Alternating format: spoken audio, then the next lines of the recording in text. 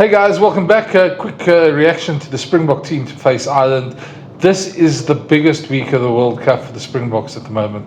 This is the ultimate number one against number two in the world. This is the game we've all been waiting for. This is the big one. Stade de France on Saturday night is going to be pumping. And the Springboks have named a very interesting team. And you've got to give it to them. They keep the world talking, from the K9 squad for the four scrum halves to the 7-1 bench, the nuke squad as we call them. To every little other thing, to traffic lights, to everything else. They've certainly changed the dynamic of the World Cup. They are the one team that everybody looks out for now at the moment. Everybody's wondering what they're going to do next. And you can't blame them. Seriously, you can't blame them, because this is such a big stage where coaches normally don't really want to take chances, and the Boks have just decided, look, you know what, we're going to think out of the box. We're going to carry on. We're going to do things that are different. If we're going to surprise opposition, we're going to go big or go home. And geez, you can't go bigger than go home than selecting another 7-1 bench. The first time we saw it happen was against the All Blacks at Twickenham. We saw it was a supposedly injury that happened to Villiers Leroux that sort of forced him to do it, 7-1 bench. And we saw how that turned out, that in the 46th minute, they brought on all 7 forwards. Sort of surprising, a totally new pack. And that must be demoralising for any team. And I think just in terms of the debate that followed, they're totally out of these world comments by people like Matt Williams and calling for World Rugby to act and all these sort of things. Just totally overboard, totally ridiculous sort of comments that came out. And now, biggest game of the year against Ireland, they've tried it again. They've named a 7-1 bench again. And jeez, I mean, did anyone expect that? I know they were talking, there was a question on Monday at the press conference about it, but I don't think anybody sort of expected them to do that. I certainly didn't expect them to do that. So they've surprised me. They've surprised a lot of people in this, and I think it's going to be a talking point for the next couple of days. There's obviously a huge amount of risk in doing that. You get 2 injuries, and you've suddenly got forwards covering backline positions, you've really got to get it spot on. Against the All Blacks, they did exactly that. They got it spot on. They got it perfectly, and they demolished the All Blacks pack. And really set up that huge win, the All Blacks' biggest defeat ever at Twickenham with the 7-1 pack. So I know they said they're going to do it again. I don't think any of us expected it. Yeah, so let's go through the team and go through that. Let's park that for now, and let's go through the rest of the team, because there's a number of changes to the team, but mostly what we expected. And let's see how it sort of measures up. And you tell me what you think. Leave in the comments. Were you surprised by the 7-1 sort of split on the bench? I know I was. And let's go through the squad and one by one, and we'll get to the bench and we'll have another chat about that. Okay, so let's start with the back three. Obviously, no Villiers Leroux, and I think that's the big point.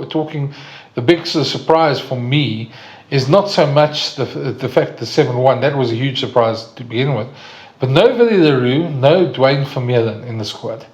That surprised me. That surprised me big time. Villiers Leroux lesser perhaps, because I think Damian Willems has slowly been transitioning into the starting fullback. I think he's the guy who's in form.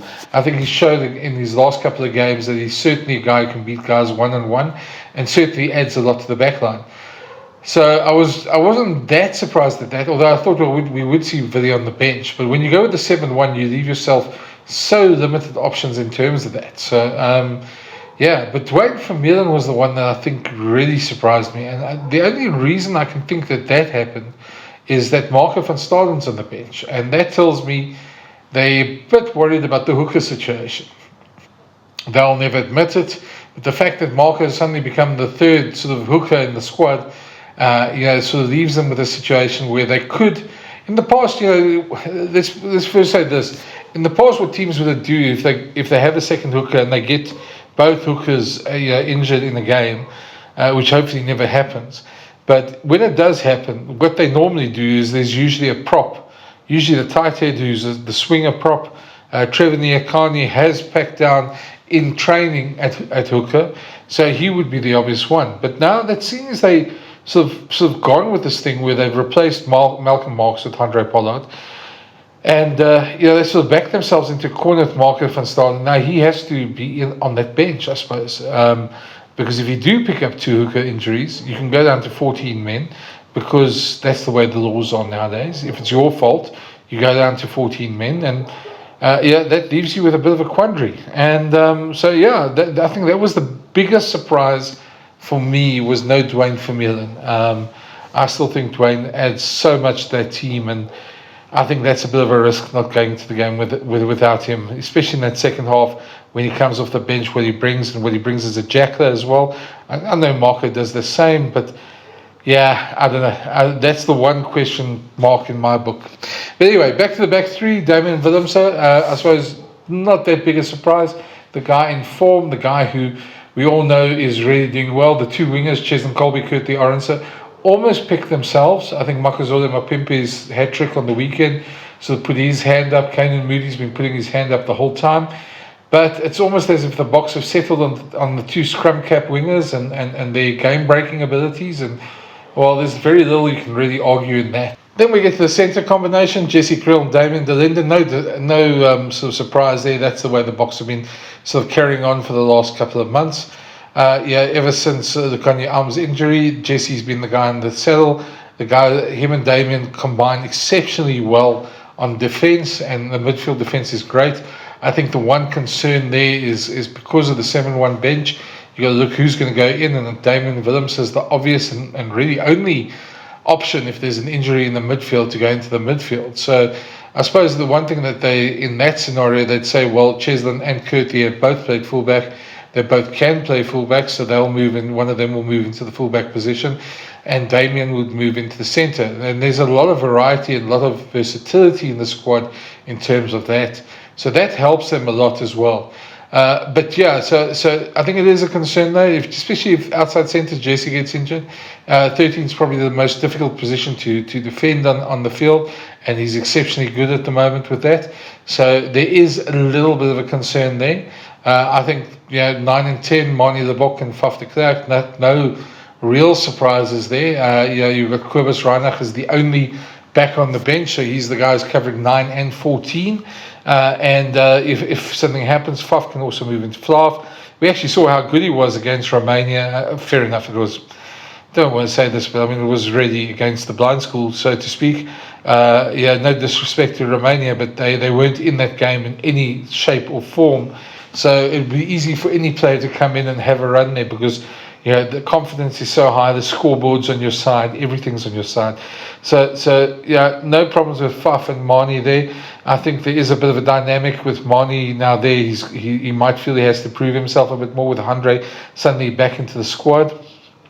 But no real surprises in the back line there. And then you look at the forwards.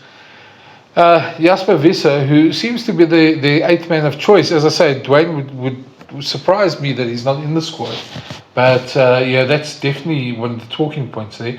Peter Steph du Toit, Khaleesi picked themselves. They are stalwarts. They are so important into the way that squad plays. Eben Etzebeth is back. He's fit again. Him and Franco Mostert combined at lock. No real surprises there either. I think if fit Eben or half fit Eben is still better than anything else. And then you look at the front row. Bongi moves into to hooker because Malcolm's obviously not there, and the spicy plum Stephen Kitsoff and Bud Spencer, Terence Bud Spencer, Frans Malherbe, the front row. No surprises there either. Pretty much the Boks strongest tight 5 that they could pick at the moment. The forwards, no real surprises. I suppose Dwayne's the only real talking point. But Jasper has been playing so often, and he played the last game as well against Scotland. So, not too much we can say there. Then we get to the nuke squad, the bench. The one more than the bomb squad becomes the nuke squad. I'm not sure we'd ever see an 8-0, but anything's possible with this team at the moment. So given that it's a nuke squad, you look at the front row there, you can't really argue with too much. Dion Fries now the second hooker. That's by default. They haven't called up another hooker, so he is the second hooker, so he will be on that bench. Oxen Chair, Trevor Niakane, not much you can say there. Both of them come into the front row. Both of them have pack punch in the scrums, and both of them are pretty useful. I think most squads in the world would probably want them around. Then you got the Munster duo of Elke Snyman and Jean Klein. I think they'll be chomping at the bit quite a bit to play some of their current teammates and Irish adversaries. I think there's going to be a lot of banter going down there. There'll be a lot of little chirps going along over there, especially with Jean Klein having played for Ireland in the World Cup and now against Ireland in the World Cup. So looking forward to see that battle in the second half in the lineouts and the scrums. Erke is just an amazing athlete, and it's certainly somebody I can feel can change a game in an instant. So that's a second tight five there that you've got, and then you suddenly got Marco van Staden, who comes in, who's the retreaded flank.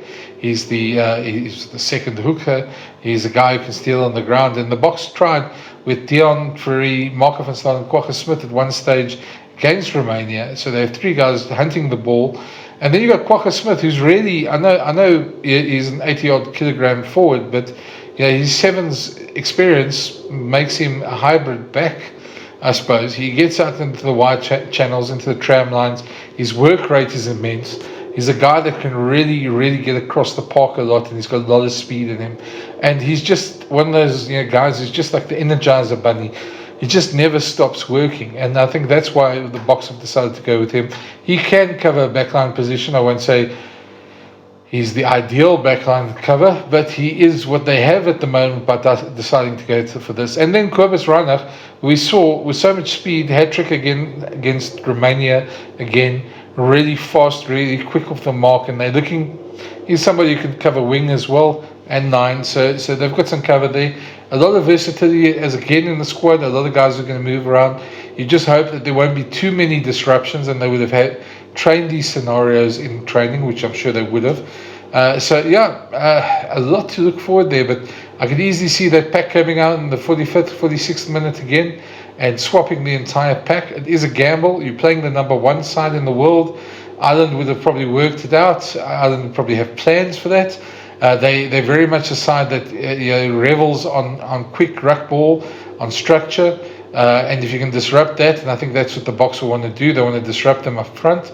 If they can do that and sort of cut off their oxygen, like they did against Scotland in a huge manner, then they've got a very good chance. But this is going to be an extremely close game. Ireland are a lot better side than Scotland to me. They've got momentum. They've scored 20 tries in their first two games in the World Cup. They're a tough side to play. This is the biggest game of the World Cup. And I must admit, kudos to the Boks for coming up with surprises again. It's going to be a huge night in Paris. That's the team. Now we wait to see what Ireland pick. Probably, I think they'll carry on like they normally do. But it's going to be fascinating to see a lot of these battles on Saturday. So that's my take on the team. Let me know what you think. Tell me in the comments. I read them all. And if you haven't smashed that subscribe button, please do. There's a lot more of these videos going around, and we'll be dissecting everything for this World Cup. It's been a fascinating World Cup so far, and there's only more drama to come. So thanks for watching. Chat to you soon, and speak soon. Cheers.